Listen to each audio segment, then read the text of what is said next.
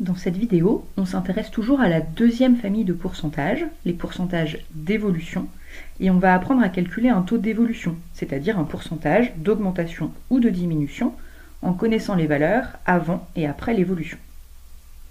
Pour calculer un taux d'évolution, on calcule valeur finale moins valeur initiale sur valeur initiale fois 100. Si on obtient un taux positif, il s'agit d'une augmentation. Si on obtient un taux négatif, il s'agit d'une diminution.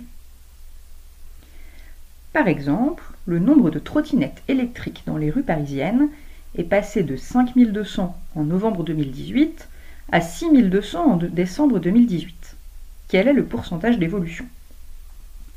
On calcule la valeur finale moins la valeur initiale divisé par la valeur initiale fois 100.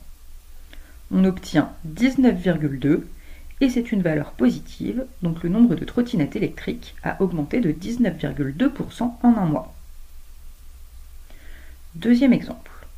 Le nombre de supporters du PSG est passé de 8,3 millions à 7,1 millions entre 2015 et 2018. Quel est le pourcentage d'évolution? On calcule la valeur finale moins la valeur initiale divisé par la valeur initiale fois 100. On obtient moins 14,5. C'est une valeur négative. Le nombre de supporters a donc diminué de 14,5%.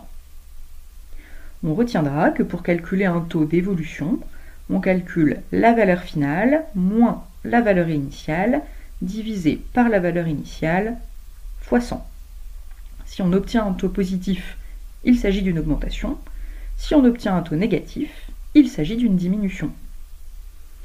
À ton tour, essaye de compléter les exemples du cours.